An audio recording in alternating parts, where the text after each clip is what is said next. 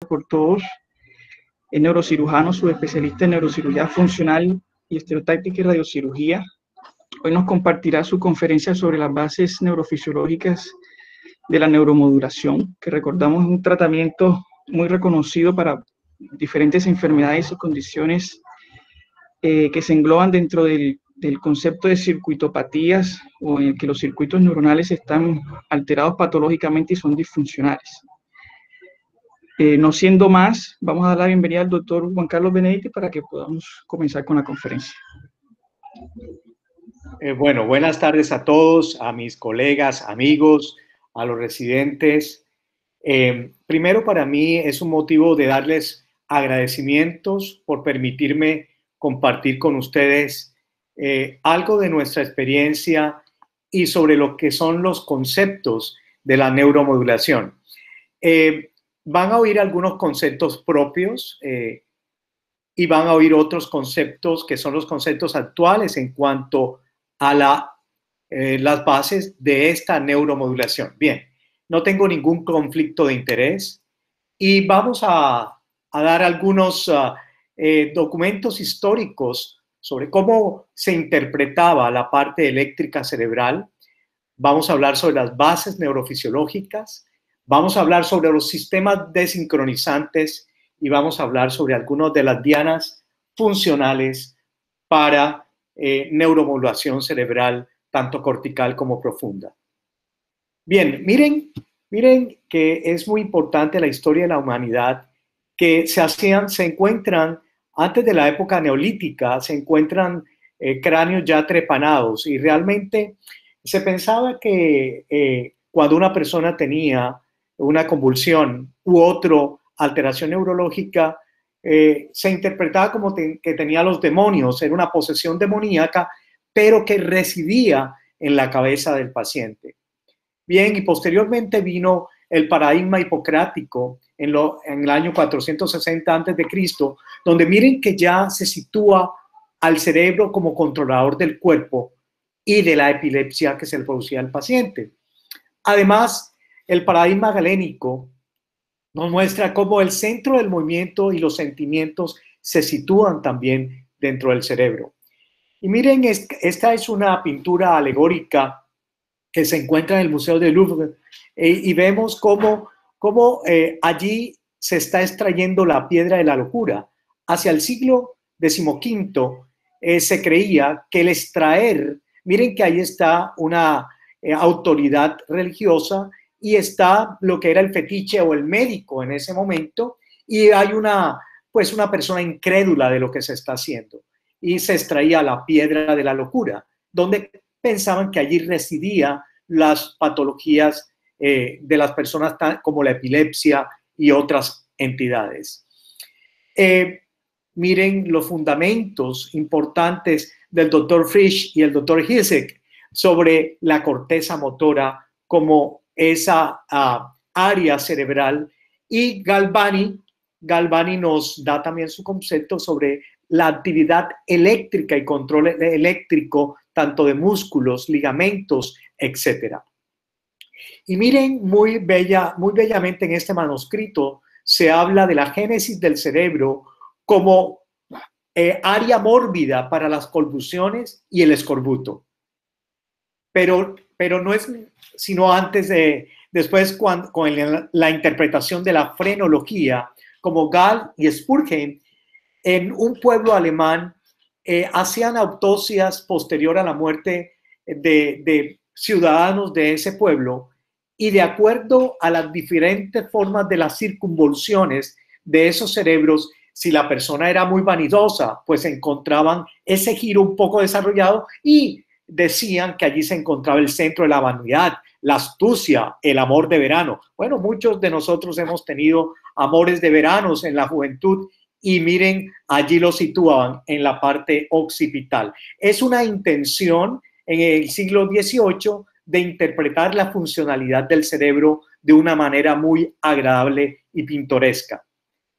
Pero debemos entender también que siempre se ha tratado de localizar con alta precisión las funciones cerebrales, las estructuras cerebrales y en las estructuras cerebrales. Y vemos que en 1936 viene este aparato que Spiegel y Weizsäcker en Estados Unidos lo denotan como el estereoencefalótomo. Y miren cómo lucía una sala de cirugía en esa época y cómo tenían ese armamentario rudimentario, pero preciso para ya localizar estructuras dentro del sistema nervioso central.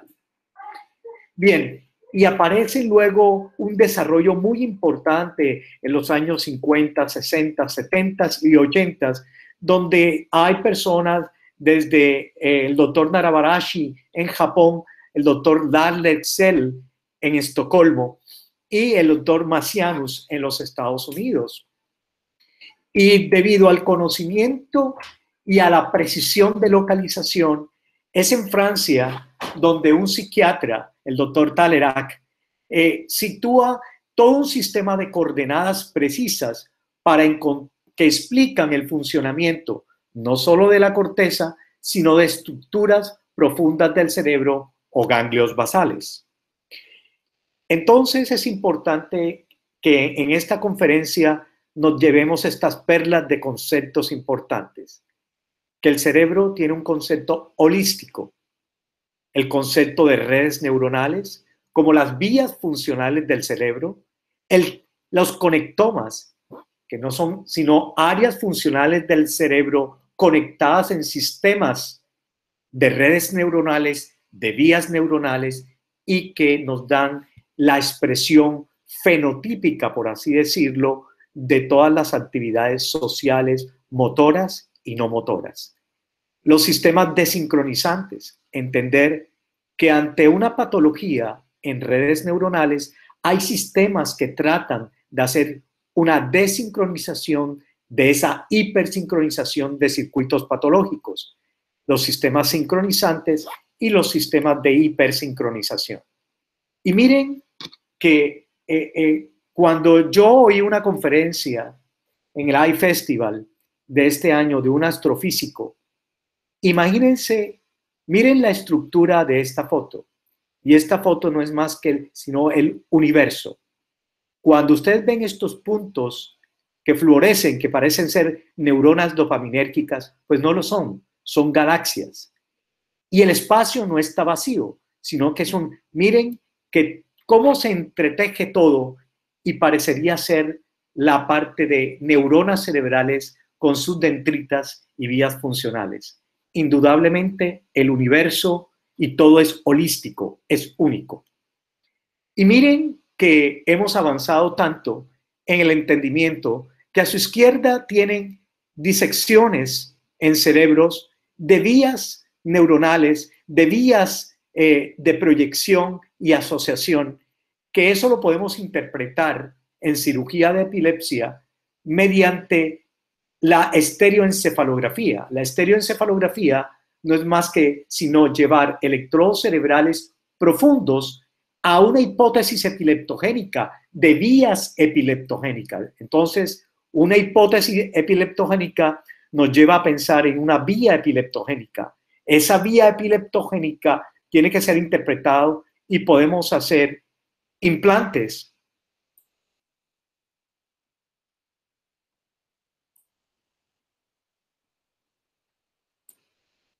Implantes como este que les estoy mostrando, que lo hicimos en neurodinamia, y miren que hemos adecuado las unidades de neurodinamia que nos permiten en tiempo real mostrar los electrodos. Esto fue un implante bilateral a nivel del hipocampo. Pasamos de cirugías receptivas a interpretar la funcionalidad del cerebro y poder neuromodular un cerebro que tiene vías neuronales, redes neuronales, con un funcionamiento patológico. Entonces, el concepto holístico cortical. Nosotros, no hay ningún área en el cerebro que no sea elocuente. Todo se interrelaciona. Pero tenemos unas expresiones, una parte de un cerebro límbico, una parte de un cerebro sensitivo, una parte de un cerebro motor y una parte de un cerebro que asocia todas estas funciones. Y definitivamente la red neuronal es una red indivisible. Miren las resonancias de 7 Teslas, cómo nos están mostrando ese entramado de redes neuronales que forman haces de proyección y asociación y que tienen que entenderse como un todo. ¿Y dónde está la génesis de las crisis? Digamos que una de las áreas que más nos ha enseñado sobre la funcionalidad del cerebro son las crisis convulsivas. Las crisis convulsivas, que no es más que otra cosa que una actividad eléctrica anormal que se manifiesta semiológicamente dependiendo de su origen o del foco epileptogénico. Pero ¿dónde está ese foco epileptogénico? ¿Es solamente en la corteza? ¿O está en los circuitos tálamo-corticales? ¿O en las vías descendentes? ¿O en el cerebelo? Acuérdense que hay muchos estudios que muestran cómo intervenciones de neuromodulación en el cerebelo pueden causar disminución de las crisis convulsivas, inclusive el cese de la epilepsia. ¿En qué actúa el sistema límbico en la propagación de las crisis? ¿Es el sistema diencefálico un desincronizador de crisis? ¿Es el sistema y los núcleos dorsales del vago intervienen en la génesis de las crisis? La modulación de ese sistema vagal, los núcleos del tegmento mesencefálico, el hipotálamo posterior, ¿podrían tener algo que ver en la neuromodulación de las crisis? Pues sí, todas estas preguntas ya han sido respondidas. Y miren que hoy en día se habla sobre el cerebro cuando está dormido tiene una actividad eléctrica de default, o sea, de reposo. Y cuando el cerebro posteriormente nos incorporamos y nos hacemos conscientes y posteriormente tenemos nuestras actividades motoras, nuestras actividades sociales, el cerebro comienza a tener activación de múltiples áreas cerebrales. Es por esto que cuando nosotros vemos, por ejemplo, la foto de nuestra abuela, nosotros no estamos viendo solamente un rostro, sino que se nos viene inmediatamente las caricias que ella nos daba, los consejos, su sonrisa, el tocarnos el cabello. Todo eso se nos viene en un solo momento y eso quiere decir que el cerebro se está activando eléctricamente en todas estas funciones asociativas. Y miren que hoy en día se interpreta el cerebro como los conectomas. Los conectomas que no son sino esa expresión de conectividad de áreas diferentes del cerebro que forman el todo de esa persona, o podríamos decirlo el yo. Es como nos expresamos ante el medio ambiente y cómo afrontamos situaciones o de supervivencia o situaciones sociales. Entonces miren que indudablemente por esto hemos avanzado tanto en el conocimiento de los trastornos psiquiátricos, y los trastornos psiquiátricos no son más que alteraciones de redes neuronales y alteraciones eléctricas que hacen que haya una disrupción de muchas áreas asociativas, límbicas y diencefálicas. Miren bellamente una resonancia magnética con una tractografía de 9 Teslas. Y miren los conectomas. Hoy en día podemos disecar tractos funcionales a través de los DTIs, o sea, la tractografía. Bien, y es la manera como podemos explicar de diferentes maneras cómo, por ejemplo, el hipotálamo se relaciona con la amígdala y cómo a su vez, haciendo intervenciones sobre el hipotálamo, podemos tener una mejoría de la agresividad o podríamos tener una mejoría de la epilepsia. Y miren que este fue un trabajo publicado por nosotros donde explicamos cómo el hipotálamo posterior no solamente actúa sobre la agresividad, sino también sobre las crisis convulsivas del paciente. Y todo esto se refiere a una sola cosa, la conectividad del hipotálamo.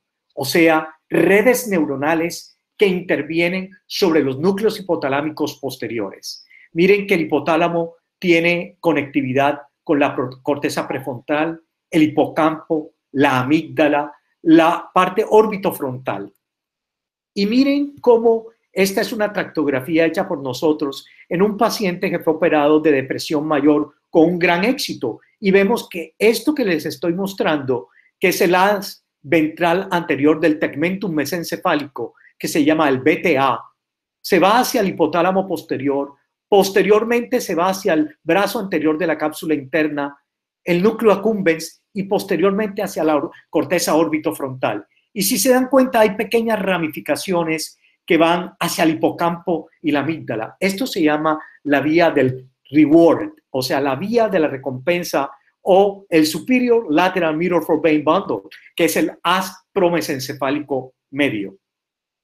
Y estos sistemas, como los núcleos hipotalámicos posteriores, o inclusive la vía de la recompensa o la vía del tegmentum mesencefálico, vemos que hay sistemas de desincronización de actividad eléctrica anormal. Si ustedes tienen la manifestación semiológica fenotípica de un temblor, no es más que una actividad eléctrica anormal en una determinada hertz, con un determinado voltaje, en una determinada amplitud y una determinada ancho de pulso, de circuitos neuronales que están hipersincronizados.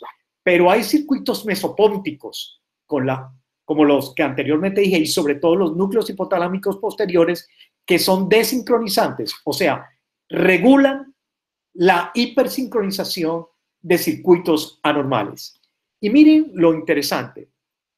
Antes hablábamos de estimular el BIM para el temblor esencial, el núcleo ventral intermedio medial talámico. Hoy en día estamos hablando de estimular la vía subtalámica posterior, que no es más que la vía del haz dendrorubro talámico. A través de esa conectividad del cerebelo hacia el tálamo y del tálamo corteza, sabemos que al estimular el haz dendrorubro talámico en el área subtalámica posterior, podemos obtener unos grandes resultados con menor energía, o sea, liberar energía a través de los sistemas de neuromodulación y por lo tanto menores efectos secundarios y mayor efectividad sobre el temblor esencial, inclusive sobre el temblor parkinsoniano o sobre otras clases de temblores, entre ellos el temblor de Holmes y el temblor rubral.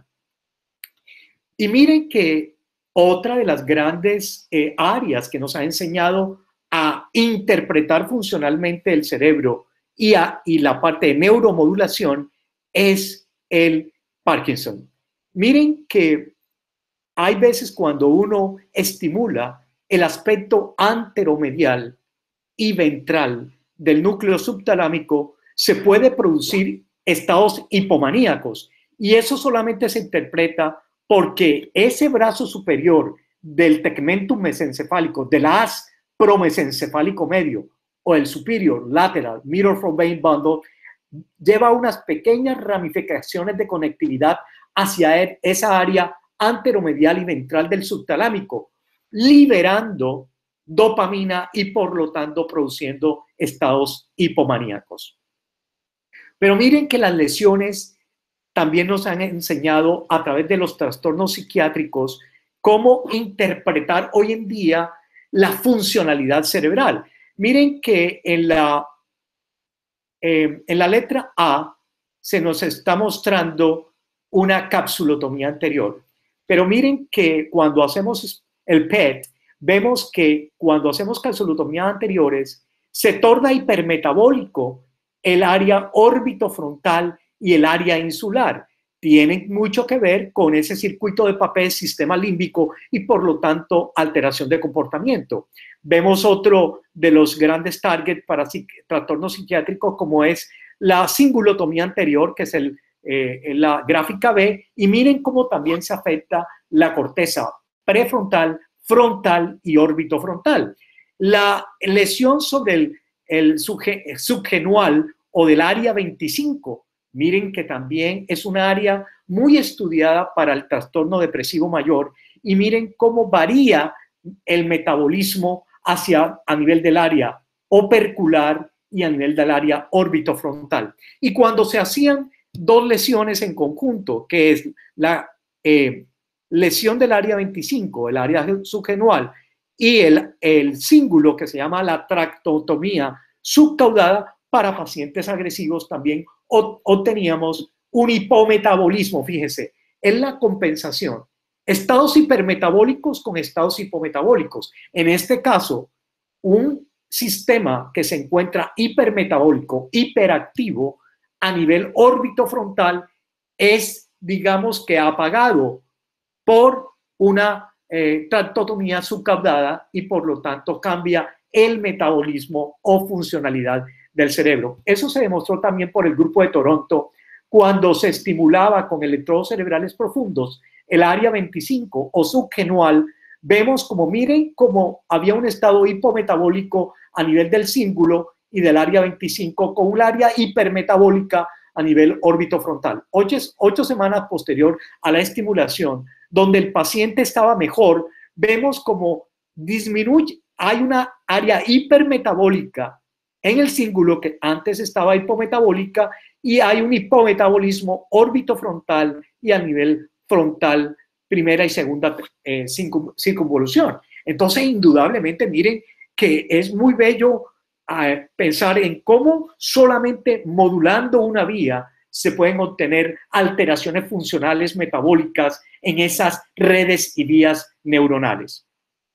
También cómo explicar que el núcleo ventral anterior talámico o anterior del tálamo también sirve para la disminución de las crisis. Pero la historia está allí. Miren, en el año 1993, el doctor Alain Benabit, que es el de su izquierda, el doctor Alain Benabit es un neurocirujano físico y cuyo centro se encuentra en Grenoble, Francia. Ese centro de Grenoble es uno de los más importantes en el mundo en el desarrollo de estimulación cortical y estimulación cerebral profunda.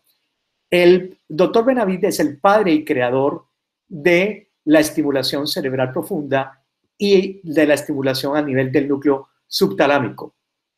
Miren que él en el año 1987, cuando comenzó sus estudios de estimulación cerebral profunda, se basó básicamente en esto. Si se hacían talamotomías y palidotomías para el Parkinson.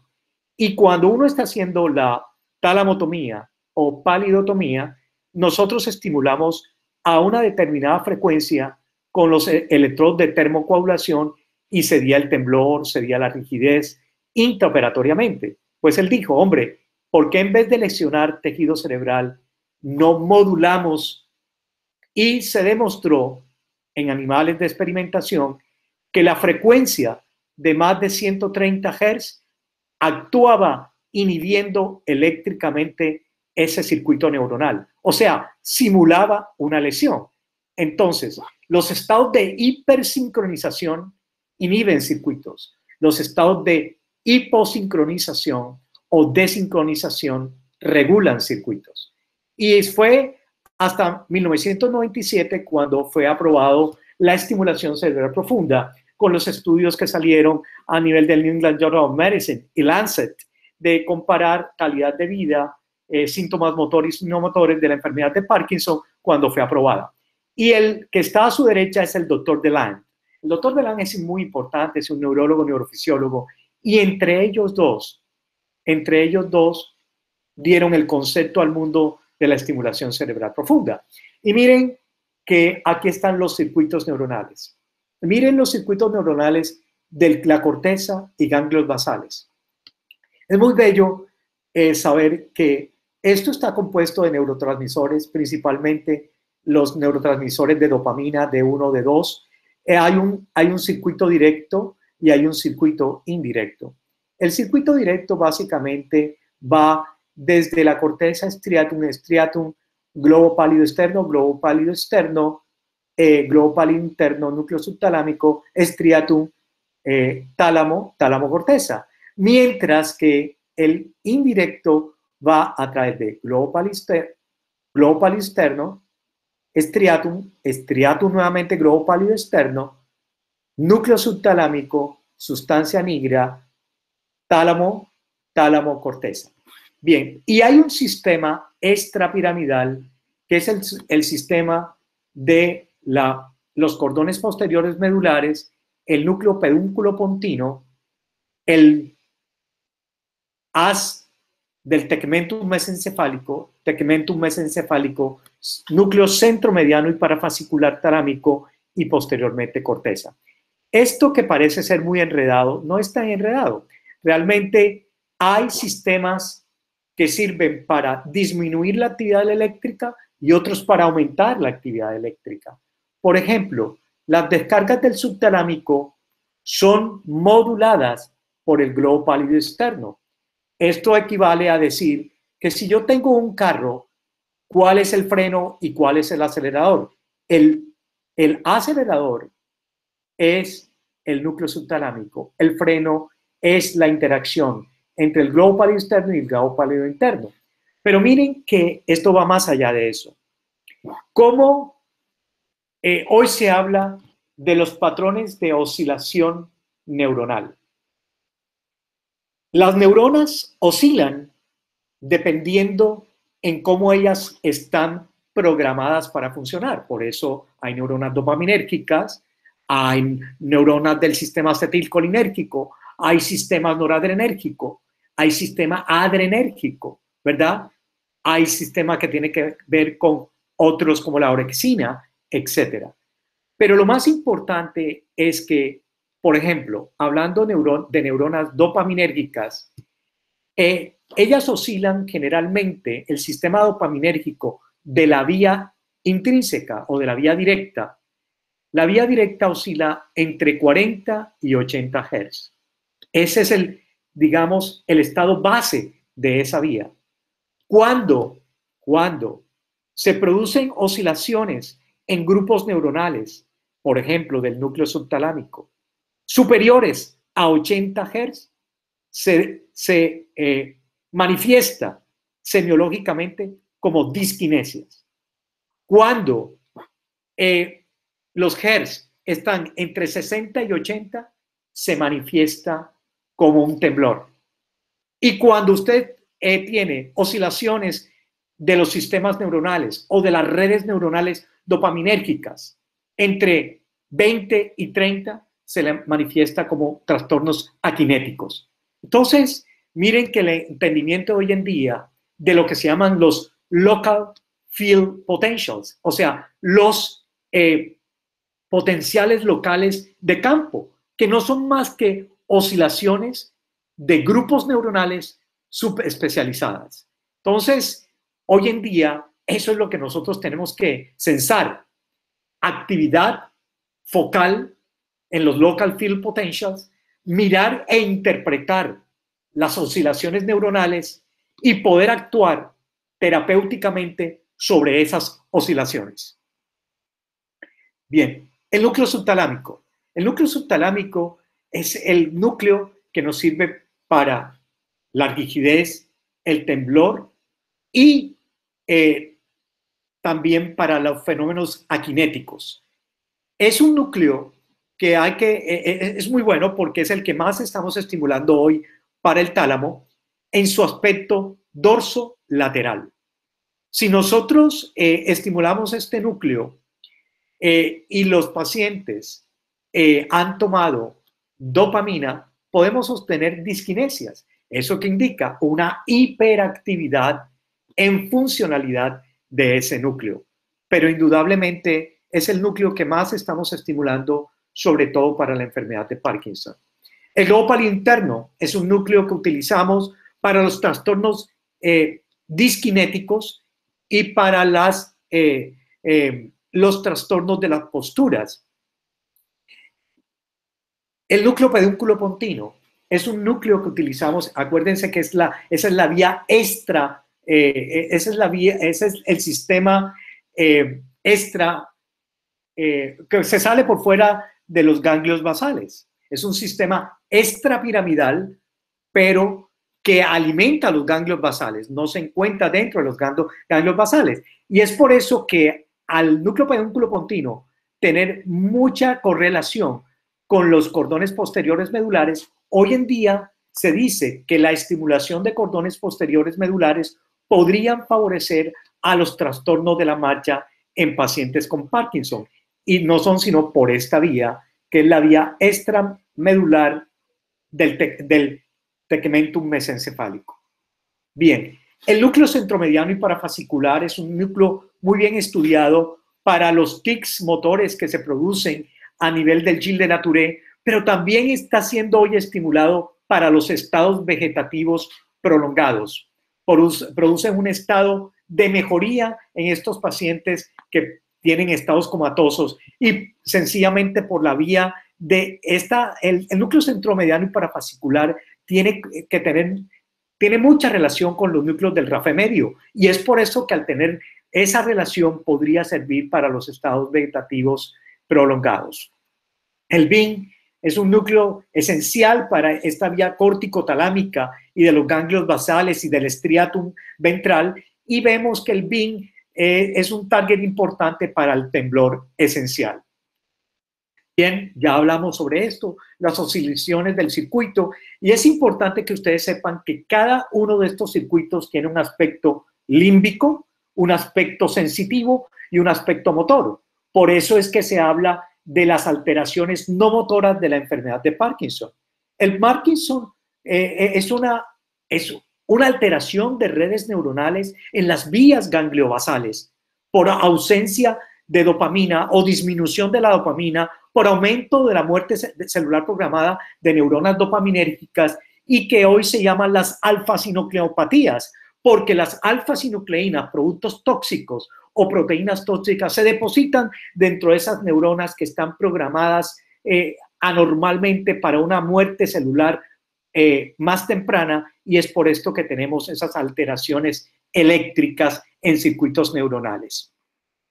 Bien, y miren que este es un monacho de lo que el doctor Benavid pues diseñó para el mundo, que es más que todo un sistema de electrodos de 1.2 milímetros de diámetro y un espaciamiento de 0.5 milímetros en cada contacto de electrodo. Estos electrodos son guiados estereotácticamente hacia los blancos estereotácticos anteriormente mencionadas, en este caso el núcleo subtalámico para la enfermedad de Parkinson. Hacemos una estimulación eléctrica continua de ese núcleo. Ya hablaremos posteriormente hacia dónde va el futuro de la neuromodulación por estimulación cerebral profunda y se conecta a un generador de pulso interno que programamos externamente a una determinada amplitud, o sea, microvoltios, a una determinada frecuencia y a un determinado ancho de pulso. Y miren cómo en la ciudad hemos volcado la tecnología de las salas de neurodinamia hacia la parte funcional. Es muy importante para nosotros porque en tiempo real podemos mirar el implante de los electrodos. En alguna otra institución tenemos los sistemas de tomografía intraoperatoria que permite una calidad importante, pero que no supera tampoco a los biplanares que tenemos en Cartagena, porque a ciencia cierta producen el mismo resultado, que es el control de calidad de implante de electrodos cerebrales profundos. Y miren lo interesante de entender esas vías funcionales. Esta es una paciente a la cual le pusimos un implante en el núcleo subtalámico. Me voy a adelantar un poco. Ella está mostrando que no está temblando. Vamos a apagar el sistema de estimulación que está en este momento a 180 Hz. Y miren lo que produce el cese de un impulso eléctrico a 180 Hz sobre una paciente que tiene un temblor intratable farmacológicamente. Y miren lo que va a suceder. Se convierte en un temblor severo en esta paciente y no es más que ese circuito neuronal que está funcionando normalmente dentro de ese subtalámico. Hacemos una desincronización del subtalámico en este momento y miren lo que sucede. Un alivio completamente de los síntomas. Pero no solamente es a nivel del temblor, sino también de los movimientos anormales. Miren esta paciente con una distonía en retrocolis muy incapacitante en una persona de 51 años. Miren posterior a la estimulación del globo pálido interno y mejoría del trastorno distónico. Pero miren que hay alteraciones que se conjuga la parte límbica del sistema límbico con el aspecto motor. Entre ellos se llama el síndrome de Mesh, que es un trastorno de invidencia funcional porque hacen una distonía orolinguofacial con un trastorno depresivo y ansioso severo. Miren esta paciente que es una invidente funcional porque no puede abrir los ojos. Trata de abrir los ojos. Miren la paciente, le vamos a preguntar que si se encuentra incapacitada. Y ¿qué tan incapacitada? Miren lo que va a contestar. Uy, totalmente. Dice que totalmente. Háblame. Bien, miren la paciente posterior en el posoperatorio. Buenas tardes. La operamos en neurodinamia y miren la paciente al siguiente día de su posoperatorio. Una gran mejoría. Pero nosotros solamente comenzamos a estimular a los pacientes a los 30 días. Entonces, ese efecto de microlesión pasa. Y miren cómo llegó la paciente a los 15 días para el retiro de puntos. Otra vez con sus movimientos, con su distonía, en una gran ansiedad. Y miren la paciente un mes posterior a haberse encendido el sistema. Entonces, esta es una demostración de un trabajo de equipo, interdisciplinario. Indudablemente, esta es una imagen muy bella porque deja ver la neurocirugía funcional, la psiquiatría de enlace y neuropsiquiatría y la neurofisiología intraoperatoria. Pero miren que vamos un poquito más allá. Hoy en día se habla de los sistemas adaptativos de estimulación. Ya nosotros no vamos a hacer estimulaciones eléctricas continuas desincronizantes, sino que vamos a interpretar cómo oscilan las neuronas o circuitos neuronales dañados, porque acuérdense que el target hoy en día ya no solamente lo estamos haciendo en núcleos, los estamos haciendo en vías funcionales, como la que le mostré, el haz dendrorubrotalámico para el temblor esencial o el haz promesencefálico medio o del tegmentum mesencefálico anterior, que es la vía de la recompensa que se llama el superior lateral mirror for vein bundle. Eso es una vía funcional por conectomas. Y miren cómo el paciente podemos nosotros, cuando hay actividad beta, tenemos que mandar un impulso a alta frecuencia, o sea, mayor a 130 Hz. Y cuando hay actividad gamma, o sea, frecuencias por encima de 130, podemos hacer un estímulo inhibitorio para que no haya disquinesias. No es lo mismo estimular a 90, 100, 130, 185 Hz. Hoy en día los estamos haciendo regulándolos de acuerdo al síntoma que vemos en el consultorio. Pero vamos a ver sistemas modernos. Ya fue lanzado en Europa el sistema Sensing en este momento, por eso me atrevo a decirlo, donde el paciente se le sensa la actividad de los local field potentials, o sea, los potenciales locales de campo, se mira si hay actividad alfa, beta o gamma y podemos hacer una neuromodulación inteligente sobre el síntoma del paciente. Es increíble, porque muchas veces nosotros tenemos que un paciente lo estimulamos y se torna disquinético. Al paciente disquinético lo dejamos de estimular un poco y se torna bradiquinético o aquinético o aumenta el temblor. Entonces, estos sistemas nos van a permitir indudablemente de modo adaptativo y con sistemas inteligentes poder interpretar ese síntoma que se convierte en una alteración eléctrica cerebral y que se convierte en una alteración de redes neuronales, poder estimularlo de acuerdo al requerimiento del paciente.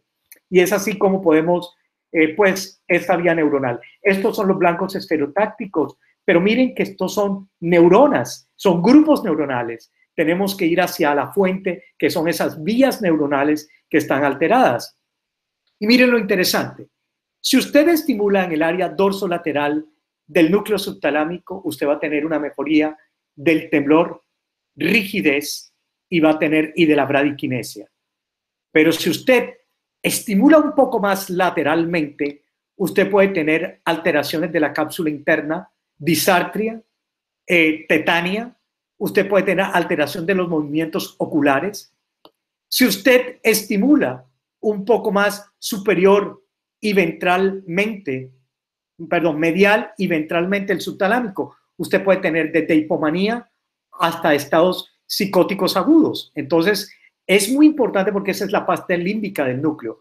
Y si usted estimula la sustancia negra, usted puede tener un efecto paradójico, que es la mejoría del trastorno de la marcha, como puede ser la inestabilidad axial, pero usted también podría inducir disquinesias severas o estados balísticos. Entonces, miren lo importante de entender esas redes neuronales, que es esta vía de la recompensa, perdón, el haz anterior del tegmentum mesencefálico o el haz ventral anterior del tegmentum mesencefálico, que se va hacia esta vía de la recompensa de la cual ya hablamos.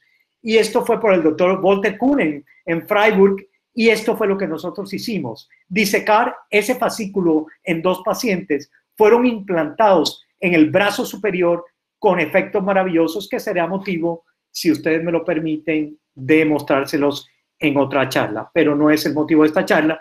Indudablemente, entonces, tenemos que ir hacia la neurorestauración, porque la neurorestauración, en este momento estamos en la época de los electrones, de interpretar el funcionamiento de la energía eléctrica con base en los electrones, pero tenemos que pasar a los fotones. Se está demostrando cómo estímulos lumínicos a nivel de la cisterna interpeduncular mesencefálica con sistemas fotónicos, o sea, de luz con fotones, pueden hacer que se despierten neuronas dopaminérgicas dormidas y hacer una actividad restaurativa sobre la enfermedad de Parkinson.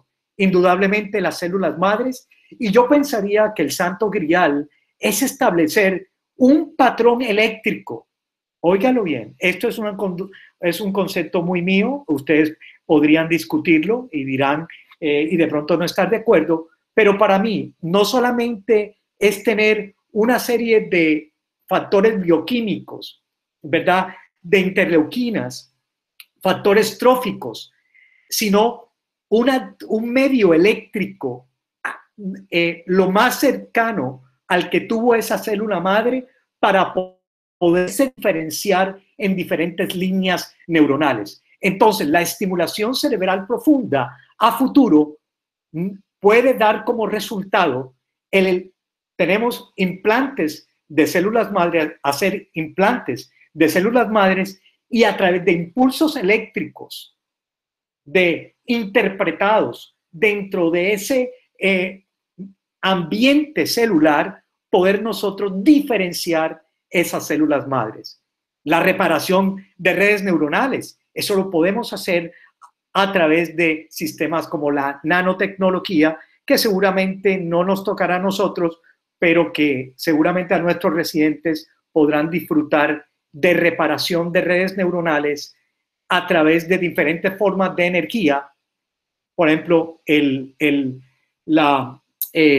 los haces magnéticos de alta frecuencia o a través de reparaciones con nanomoléculas. Miren que nuevamente esta es una foto muy bella, intraoperatorio, donde está una neuroanestesióloga, un psiquiatra, el neurólogo, neurofisiólogo, soportes técnicos y neurocirujano. Yo pienso que el trabajo de grupo multidisciplinario es lo que puede en algún futuro dar luces para la mejoría de nuestros pacientes. Creo que ha sido un poquito de todo, pero indudablemente bajo las bases neurofisiológicas de la neuromodulación de sistemas de redes neuronales alteradas.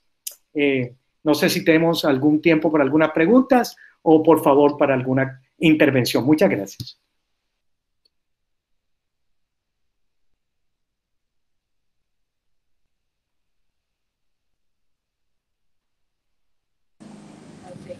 Bueno, buenas tardes, Juanca, Rafael Almeida, para felicitarte, por supuesto, por toda esta experiencia que tú cuentas con respecto a los diferentes sistemas que controlan la modulación de los movimientos, que muchos de nosotros no los conocemos como los conoces tú, porque es más del resorte del neurofisiólogo y en el caso tuyo del neurocirujano funcional.